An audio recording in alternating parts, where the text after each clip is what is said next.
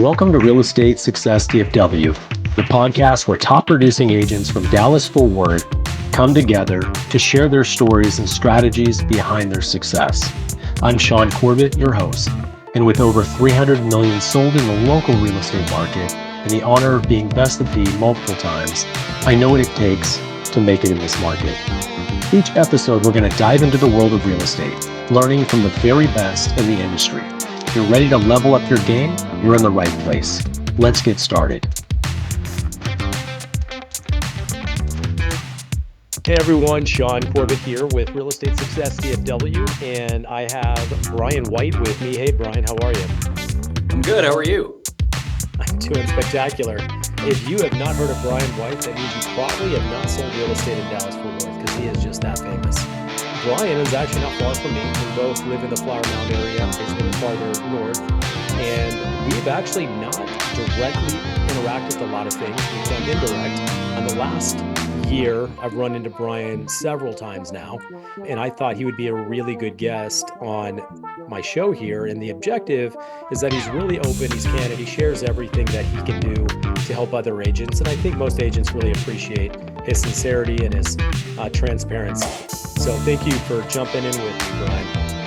Thanks. Glad to be here. Glad to share, and hope this adds some value to somebody out there watching. And it absolutely will, because we're going to talk about things that will add value to what they do in real estate. But I want to start with a few things. I want to start with, where did you come from? Why did you get into real estate? That's usually an easy place for people to hear your story and connect with you. So I'll let you start with that. Yeah, right on. So I always start with my family. I've been married for 26 years, and now I have 3 boys. They're by the end of the summer, we got summer kids, so they'll be 24, 22, and 18. So I start with that because corporate-wise, I spent 20 years in corporate sales. Was a sales leader at Dell for many, many years. Also worked at some other technology companies like Lenovo before getting into real estate. And I traveled. I traveled a lot. Covered big parts of the country, had big teams, and was gone a lot. And just as we did that for more and more years, number one, we saw as my boys became 14, 12, and 8, we just looked up and Dad was gone 3-4 days a week. That wasn't a great plan for them. I mean, it wasn't a great plan for Mom, who was home with 3 growing boys. And so we started to think about, okay, what long-term, what we're going to do to get out of corporate, and what we're going to do to build something for our family. We're big on family business. We're big on legacy, on keeping our family together, and we'll talk more about that in a little bit. But we've had this plan around how could we be this close-knit family for a really long time. So that led us to real estate. At the time, we had bought an acre and we're building a custom home out in Argyle. While we were going through that process, we needed a rental. So my wife, Tisha, got recruited into real estate. And it's a brilliant move for her. She has a photographic memory for floor plans. She's great at design. She's a people connector. And so she got started in real estate. And then, it wasn't even 12 months in, she was looking around at her office and saying, hey, you know what? I think this is something that we could do together. So believe it or not, she actually recruited me out of my high-paying corporate job with benefits and all those things to get into a fully commissioned, eat what you kill, starting from scratch sort of business with staring down the barrel of 3 boys needing, heading to college and other things. So that's our story. We jumped right in and, we're able to find some success pretty quickly. And the rest is history, as they say. How long has she been in real estate? How long have you been in real estate? So she started end of 2014. I started the beginning, January of 16. Yeah. So nine and a half for me. Okay. And you worked for a brokerage, I assume, right? As most agents come out working for a brokerage. Yeah. I was at Keller Williams for a couple of years.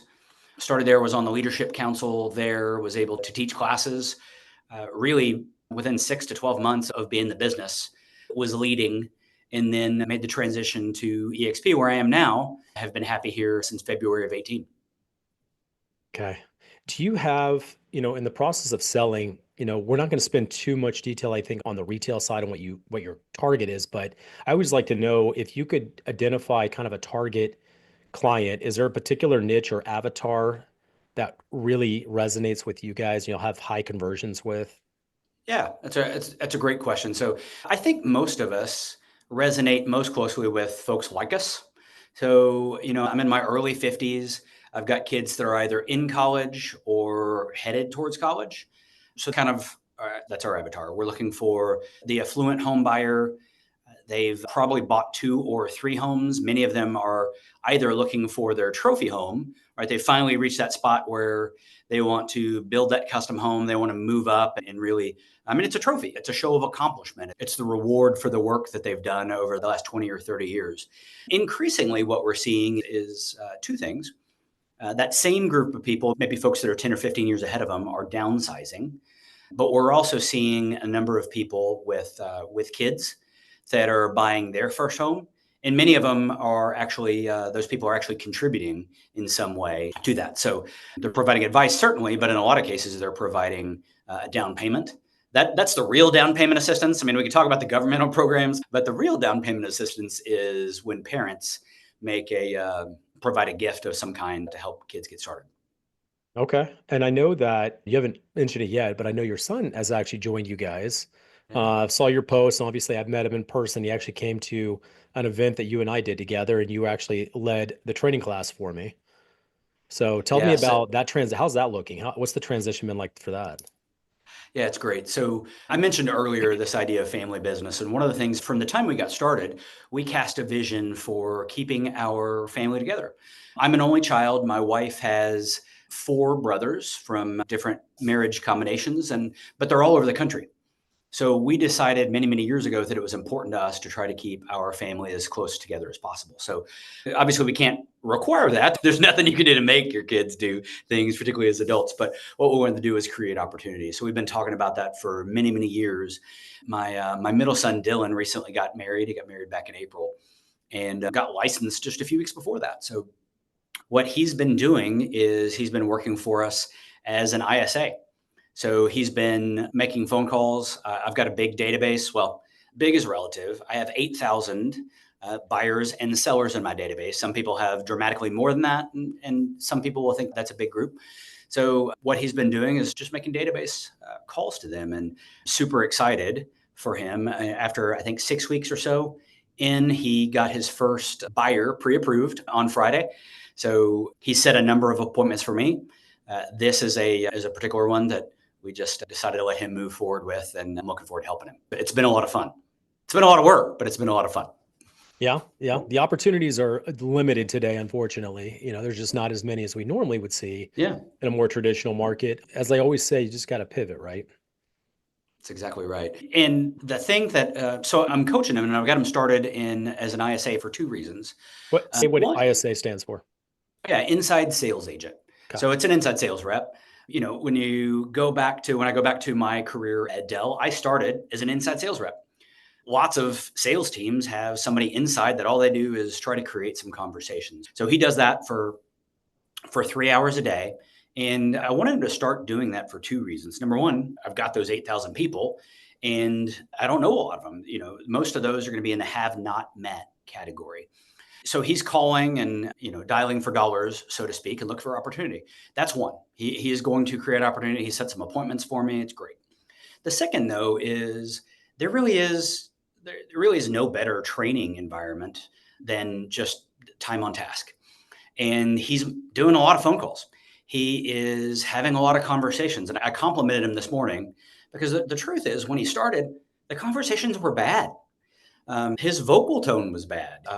He sounded robotic. It was just super awkward. I mean, there was a lot, even though you could tell somebody and you could give people scripts, but until they've actually processed them, until they've gotten into live fire, so to speak, then, you never know what's going to come out of it. It's like when you film video, the only way to film really good video is to film bad video.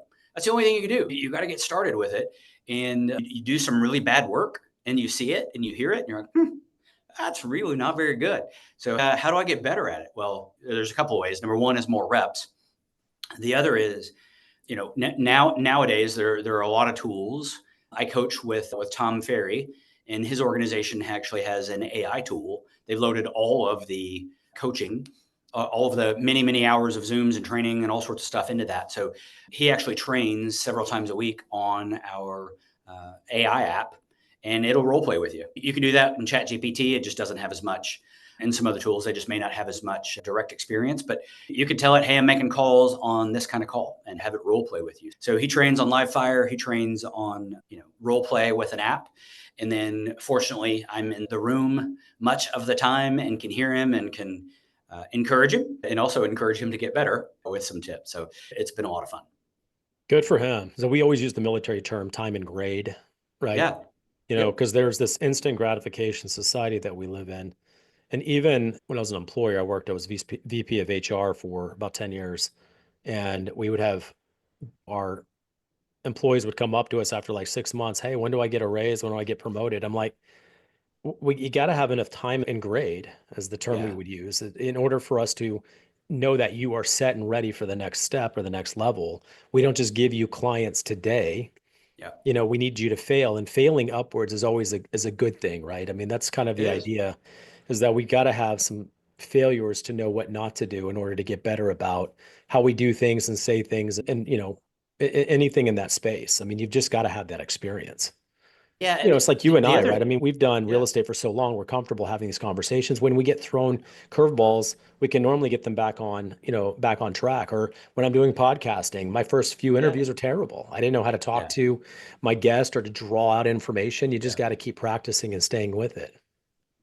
Yeah, it's great. One of the other things that I love about him and appreciate about him is there, and this is not a generational dig, but his generation, there is a thing where they want to do work, they want their dream job, right? They want to start doing work that they love. And well, that's cool. And I think we all want to do work that we love, and we all want to work towards the dream. But the way you get to the dream is by you just start working, and it's work. And sometimes it's not work you love. Sometimes it's a grind. That's the reason you get paid. So I love that he has just submitted to the grind of it. And the inside sales agent job is very much a grind sort of job. But he's putting in the work, which is great to see. Is his dad. Super Come proud on, of him. tell me your first job wasn't the most permanent job you wish you could have done forever. What was your first job? My first job was at Pizza Hut. Yeah. So, first making pizzas and then working my way up to a delivery driver. Yeah. I love it. Okay, well, let's talk about, you were at KW and then you decided to make a move, and you made a Yeah. move to EXP. And, I made the same move. So happens that we are actually in the same brokerage. And you and I are having a conversation. We're collaborative and we share. I would share in your groups, you share in my groups. And we're not even in the same downline office, Yeah. building, right? Or however you might think about brokerages and how they work. But we are not connected in any way, except for I still am willing to do things to help you. And you've obviously helped me because you came and taught one of my classes. So that's a big misconception, I think, when people think of the cloud-based business model, is that you're on your own. Nobody's going to help you, and that, you need to be localized, so localized that you need a building. So how do you respond to things like that in your experience, and why did you come over to EXP? Yeah, I think that's a huge misnomer. And what I'll say is where I came from and where a lot of people I talk to come from, the folks in your office, you're friends with them. And that is great. Friends, it's great to have friends. We should all do that. But they're also direct competitors. Like, people view each other as direct competitors. There's very much this scarcity mindset that there's only a certain amount of business. And if you get something, then I didn't. So I don't want to share my postcard, my idea, my video script, my open house strategy, any of those sorts of things, right? Because it's competitive. What's fascinating is that EXP, we're working with people. You and I, like you said, you're in the south part of Flower Mound, I'm in the north part of Flower Mound. But still, I don't know that we've ever come across a deal together. I don't know that we've ever been competing. There is so much business out there that we can all have this abundance mindset. There's plenty of business for all of us. And the industry is better if we as agents are better, right? If we can all share our stuff, if we can all share our ideas, if we can become better professionals together, then we're all better. So that's the kind of part of the reason I came to EXP, is that's the kind of culture we have. Those are the people that we have. It's all a bunch of givers. I mean, you do these podcasts every week, right? And you get different people in our market and other markets all over the country sharing their stuff, because we're all better together. We're all better if we pour back into it. The fascinating thing, right, is, so how do you do that? How do you create culture? And at most companies, the way you do that is putting your money where your mouth is. And Glenn Sanford, when he started the company, wanted a collaborative company. When people do word clouds, like, hey, what do you know about EXP? One of the things he comes up with most often is collaborative. And he did that by incentivizing people, by giving stock to everybody that joins the company, right? When you close your first deal, you get stock. Well, since we're all owners, we're literally incentivized. We literally, as the company sells more, the value of the company goes up and we get an incentive for that. So it's not just that we're great people. Hopefully we are, and hopefully we do that because we love people and want to help. But there's also an incentive to it, and that's a big deal too. I can't believe I've been here for almost 8 years. I've never once thought about the fact that these ultra localized buildings and groups that come out of a KW or a Coldwell Banker or Century 21 or some of these that have been around for a long time, Yeah. they are decentivized to help and encourage each other outside of give you a pat on the back, right? They're not going to Yep. share anything. And that's not the case where you and I are at. And I'm so open about the way I teach everything. I can teach you, Brian, everything that I'm doing, and you're still not going to be me as the way I think about it, right? You're still Sure. not going to repeat Yep. my business. You're not going to take my clients. I can give you everything. And the same Yep. thing from the way you handle your relationships, which we're going to talk about, and how you handle your business and connections. I can't duplicate what you're doing. Yeah. So that's immediately how I think, but I forget the fact that I'm in an office in a building with 400 other people, and we're all trying to fight for those, one zip code. We're all trying to chase every single listing and buyer. I could understand why you'd want to keep your mouth shut. I guess I see it. I'd never thought about it that way. So they are Yeah. decentivized. Interesting. Yeah, you hit the nail on the head too. So we run a sphere of influence business, right? So we primarily work with people we know, repeat and referral business. We try to grow from the folks that already worked with us, liked us, and want to grow more. Well, we don't have the same people. You have a different network, you have different friends, you have different community. So we really don't. So happy to help, and thanks for having me on Sure. your show. Well, I go even farther than that, right? So we can share the same newsletter company, Yeah, and we don't have the same database. It's yeah, possible that you and I might overlap one, but not like the thousands that we have in our database, right? So yep, that's the way I see it. And it's not so much that there's just enough business for everyone, because there really is. There's enough people, there's enough opportunities. And the ones that look and really sincerely take care of their clients will stay busy, right? If we stay honest about it. What does it mean? You talk about real relationships. I'm going to let you step into that space. And that's kind of one of your monikers that you use in your sphere of yeah. influence business. Yeah, so we talk about a relationship business, and that's spelled REAL, so real relationship. And that's, we want to build an authentic relationship with people. So if you think about Zig Ziglar's famous quote, you can have anything you want in life if you help other people.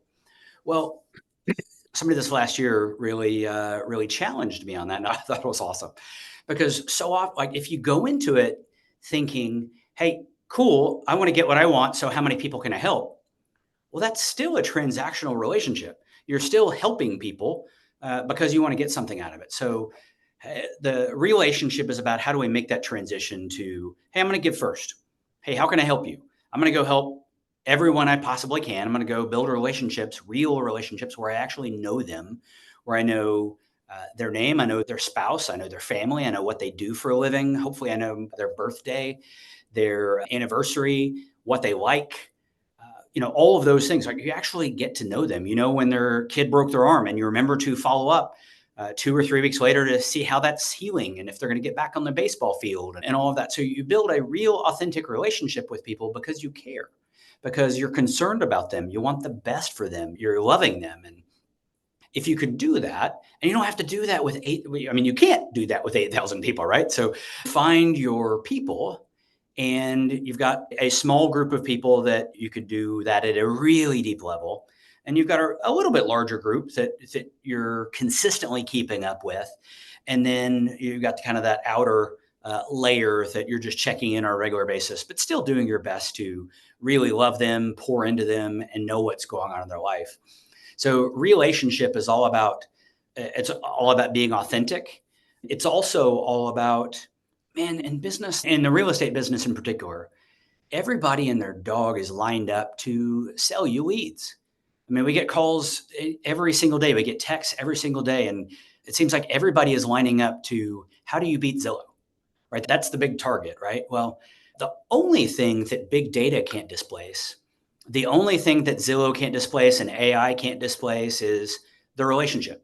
Like when you really know somebody, when you're going to church with them, when you're in Rotary with them, when you play pickleball or you're at wine club or you do whatever the things that you do with people and you're actually authentic about it, well, nobody can displace that.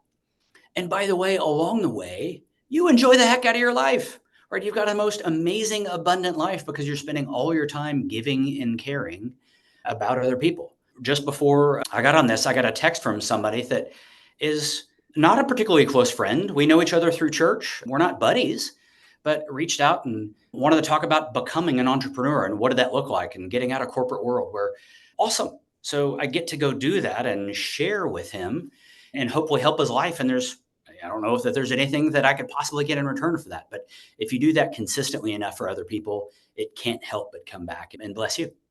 I guess funny. I had the same thing last week. I had one of my, so we have a couples Bible study, and one of them is always trying to run out doing things, but he's always been an employee. And he said, "Hey, I know you're out on your own, an entrepreneur, and most of the people in our Yeah. Bible study group they're all employees. And he never went to college, so if he's going to make money, he's probably going to need to be an entrepreneur. So he was wanting to run out there and start selling roofs, right? And I was like, hey, you've got the energy and the time and the space, and you've got the drive. I mean, you can turn it into a good opportunity. The Yep. risk is high, but the reward is higher. So Yep. it's up to you if you can step out and do it. Just funny, I just thought about that. You talked about leads and everyone selling you leads. So you do not buy any leads. You feel like your best opportunity is fear and being able to communicate.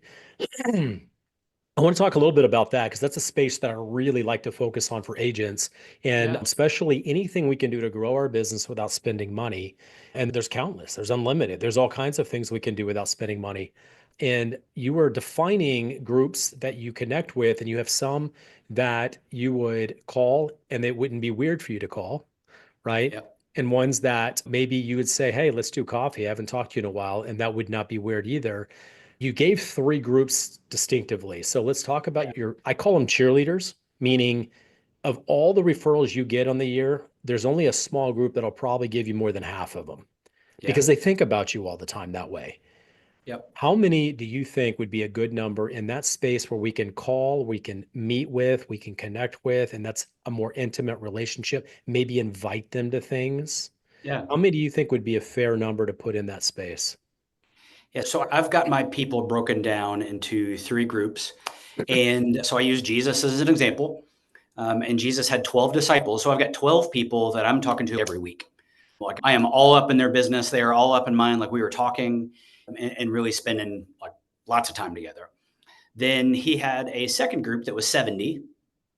And in my world, those 70 they're actually all men, right? So, and I am checking in with them on a regular basis. Like I am asking how I can pray for them. I am asking what's going on there. I mean, what I'm So they talking might about. be they might be once a month, but we're going to at least reach out to them. Maybe not meet I, with, but at least reach yep, out. that's right. And I probably text them every other week anyway. And then I have a group of 400 that are certainly a quarterly reach out in of some way, shape, or form. So there's the like every week, then there's monthly, hopefully maybe a little bit more than that, and then there's quarterly too. That's fascinating. I mean, I'm in the middle of like dissecting my database still after a couple of Yeah. years of doing all this. So I looked at primary those, and I used to just use a simple defining opportunity where if I knew them by first name, they knew me by first name. I was up to like 700.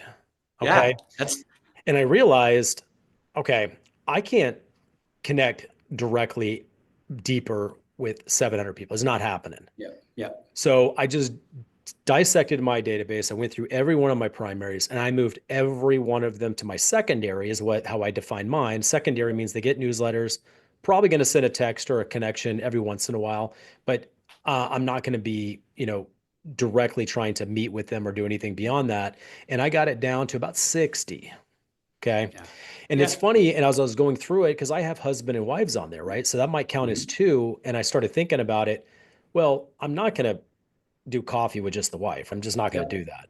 So, and you have the same thing. So I haven't filtered out the women yet, but I'm probably going to do that next. And there's not any reason to put them in there. So, but that's great. I think that's a great way and make sure you stand firm on those type of things. That's going to really do well for you. So you say Well, 1270 and then whatever the remaining group is. yeah, the remaining was about 400, and the 12 and the 70 are in the so the 12 are also in the 70, and the 70 are also in the 400. The 400, like you said, is couples, right? And so most of the people in those 400, they're in there together, and they're not people that I go out of my way directly to meet with coffee, but we might go to dinner with them. We might be at events together, and that's one of the things that I try to do. Like I said, the various groups is where can you lead? Like if you're going to be successful in real estate, then you're someone that has the capability to be a leader. So where can you lead? Can you lead a small group at church? Can you be a part of a service organization like Rotary or lead it? Can you lead a women in business sort of group or a networking group or any of those types of things? I talk a lot about and encourage people, can you coach your kid's soccer team or volleyball or basketball or cheer or whatever the things are? And Can you be the sometimes you team? don't even need to Yeah. be good at them. Just be No. willing to Yeah. do it. Yeah, that's exactly right. Particularly when they're younger, right? I mean, when your kids are in that, 4, 5 to 8 range, Yeah, you certainly know that's more than the they do. 100%. You can also be the team mom or dad or coordinator, and the way you do that is hopefully you've got a branded email address. You either bought a domain from Google, or you at least have, Brian White Realtor at gmail.com. I highly encourage everybody to get their own domain, but if you don't, then at least you've got that realtor in your name. So every week you're emailing your team about who's bringing the snack, when practice is. Hey, Johnny did a great job. Hey, I'm really proud of the way Sally did X, Y, or Z. You don't, and you've got a signature at the bottom of that email. You don't have to mention it. You don't have to go promoting yourself at practice every week because that's gross. Don't do that. But if you go pour into other people, if you pour into their kids, then they're going to see that, recognize that, and they're going to call you when they're ready to buy or sell. I'm glad you say that, right? So there was a time, I think even prior to when you started, I was started about 05, 06, and it was pretty common for us to have those conversations. You call your people in your database, hey, who do you know that need to buy, sell, or invest in real estate? It sounds so salesy because salesy is everywhere, and you don't want to be Yeah. that guy, right? The Yeah. objective is to have some type of connection and it's something they can recognize you are a real estate agent without saying you're a real estate agent, and then Yep. have conversations about them, right? I mean, that's really kind of where that's where you're going to have maximum opportunities, you Yeah, know. I actually learned this from my wife. You can find a great way to do it is just to find a way to. This is also a great thing with your faith, right? So you never want to. I mean, people do not want to be thumped in the head with a Bible. So it's just no fun. Hey, whack! Let me tell you how you're wrong, right? So nobody wants to hear. Hey, let me tell you I'm a realtor. Uh, However, you can tell someone that you just came from. Sorry, you're late. You just came from a showing that ran long. Hey, just had an amazing open house. You wouldn't believe what it was in this bathroom was amazing, or you wouldn't believe the pool in the backyard, or whatever it is, something you just learned in one of your classes. It's your life. So it's really easy to squeeze something about what you're doing into a conversation with everybody. You can even use the same story with 10 different people because they don't know. They weren't with you the other 9 times you shared it. So, you don't need to be embarrassed by what it is that you do. You could do that. And that either does or doesn't prompt a conversation. You don't have to follow that up with, who do you know?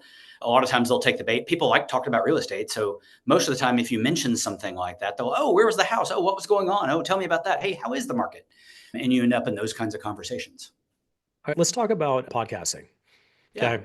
That's not a topic I talk about with most of my interviews and people I talk to. And it is a underutilized opportunity for anyone to put a voice and their energy behind some type of topic in this space. I don't create these things for buyers and sellers in general. Mine is really targeted towards other agents and helping them with their business. So talking with other agents, you own a executive suite facility and Mhm. you're actually in your podcast studio. And I asked you earlier, do people even utilize it? And you say, not really. Yeah. And I think that's fascinating. That's an easy opportunity. It costs very little. Yeah. effectively. I think everyone always has this assumption it's going to cost thousands of dollars in production. I mean, you can use plenty of AI tools, and some of them are Yep. free to just, clip up. I mean, the Opus clips, right? So when you and I do a Yep. conversation, Opus clips will drop us 20 clips with the scrolling words and be able to post that anywhere in numerous places. So, what are your thoughts on podcasting, and if that's something that you think agents could make use of? Well, it definitely is. We're in the information economy, right? So it's all about how do you get more information out there. So even if, like you said, you're not doing it necessarily for buyers and sellers, but what's interesting is when you put content out there, people see you speaking to other agents and you become more of an expert in a buyer or seller's eyes.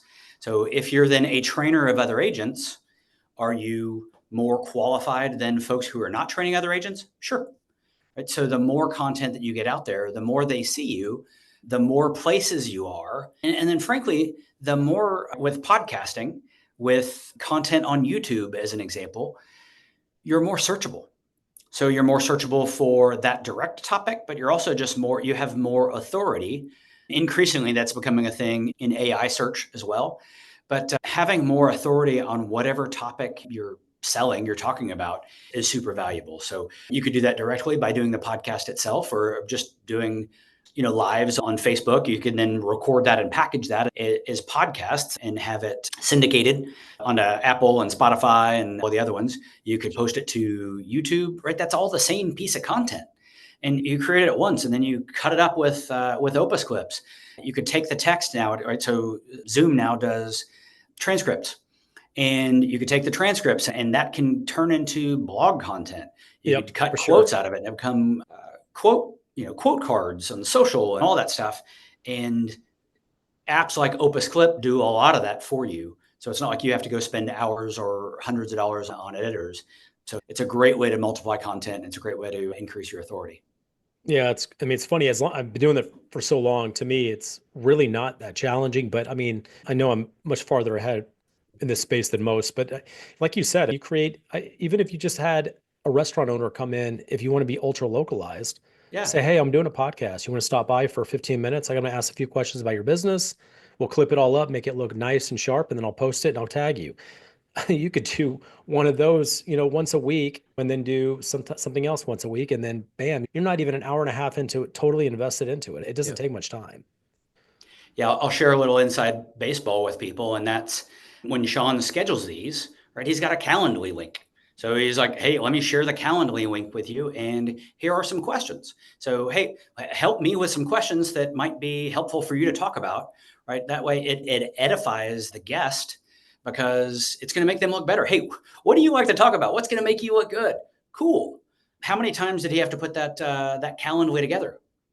Well, you did that once, right? That's correct. Yeah. Maybe, yeah, maybe you updated it over the years, but I mean, you put it together once and then you just share it. So it really isn't that hard once you build a system. So And most of the I tools think are it's a great free. idea. Yeah, most of Yeah, the tools are free. I think I pay for ChatGPT. I pay for, I think, an upgrade for Calendly. I pay for a few other things, but they're not expensive. yeah, The total cost is actually fairly low. Finding a podcast studio can be a challenge, yeah. but you know what? Right now, I'm using my office with a template in the background, and that's costing me almost nothing. So, I mean, Yeah, you just anybody got to can make do sure you got this. good lighting and good audio, which you do. You sound great. So audio is even more important than the video. Yeah, because you can clip it. And I actually clipped some of them with it's just words going across the screen, and it's maybe about 40 seconds or so of a clip. Hmm. How to negotiate this thing, or what's the most valuable tool in a contract on utilizing when you can't make your close date. And I talk about what we can do with earnest money and how to extend close dates. And then it just simple clips, and it all Yeah, of a sudden, can resonate with different audiences on YouTube. Even YouTube can run clips like that, and you just read yeah, it. Anyway, I don't want to spend too much time, but it's I great. really like the podcasting idea. I know it's not for everyone. Not everyone's comfortable with this space, but it's not as hard as you think it is. And I'm an asset. Brian's an asset. We're happy to share some tips on how to get it set up. Last Sure. thing is you have selling business to business. What in the world do you mean by that? I'm a big fan of the idea of working smarter, not harder. And it just so happens that I come from a corporate sales background. So I was a professional hunter and in the corporate space. Well, in real estate, it's something that we don't really think about. We run around one to one. Well, many of us have friends that own businesses. And even if you don't, you can find some friends that own businesses. And I have been successful. This was actually a lending tip that a lender shared with me. And we've got this program where we've gone to businesses and said, hey, do you have real estate as an HR benefit? Huh. And I've got a friend with 200 employees at his company. And he's like, wait, is that a thing? Yeah, sure. So we offer real estate as an HR benefit. Well, what does that mean? Well, we do a couple of webcasts a year. So we educate them on what's going on in the real estate market. We are their corporate real estate team. And fortunately for me at my brokerage, I have agents in all 50 states and I forget how many countries, but a lot of countries. So we can actually serve people in all the markets. So we educate them, and then the benefit to their people is the lender, who also can lend in all 50 states, gives them a credit in their closing costs. So we package that like that's a team deal. And then I'm able to find someone in all 50 states. The benefit to the company, right? Because there's got to be a benefit to the company. They're not just Well, it going to takes do it it out of their 'cause- hands. Yeah, it takes it out of their hands, right? So they know their employees are going to be focused. They're going to get a great experience. They don't have to worry about, are they going to be distracted when their employees are moving. So we're going to take care of all the details. We're going to be on top of it. We're going to do a great job.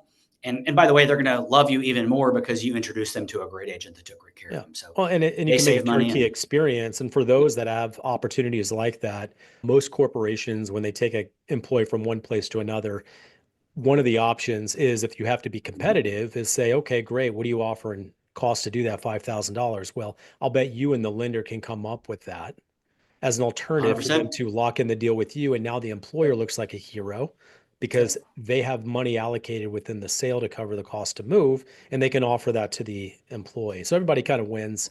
I like that. That's real clever. Brian, you have a group called the Blue Fuse Group. Yeah. So how do we find you and the Blue Fuse Group? Yeah, the two best places are you can find us on Facebook at Blue Fuse Group, or on Instagram at Blue Fuse Realty Group. Yep. So those two places. We're also on YouTube at YouTube/Moving to Dallas, and we'd love to connect. And I love all that. Well, thank you for doing this with me, Brian. I'm sure we'll do it again in the future. You have a lot of wisdom, a lot of things we didn't cover, and I'm sure we'll have opportunities to work together in the very near future. Awesome, Thank you. Shaune. Thanks for having me. I appreciate it. Awesome. Well, thank you all of you that joined and watched our show live. I love having that feature and opportunity. This is Real Estate Success DFW, and you can find all of our content on YouTube and all the channels like Brian was talking about. I am on Spotify and Google and Apple. I'm on all the main play spaces as well. If you subscribe there, that's an easier space for you to do podcasting. Love for you to do that. But please subscribe, and everyone have a high performance week. Thank you. That wraps up another episode of Real Estate Success DFW. I hope you're leaving with new insights that push your real estate career forward. If you enjoyed the show, please be sure to subscribe, leave a review, or share it with fellow agents who's ready to succeed. And if you're interested in working together or have any questions, I'd love to hear from you. Reach out to me directly. My personal phone is 214-228-0383. Let's connect and make real estate success happen together. Until next time, keep pushing forward. I'm Shaune Corbett, and this is the Real Estate Success DFW. Have a high performance week.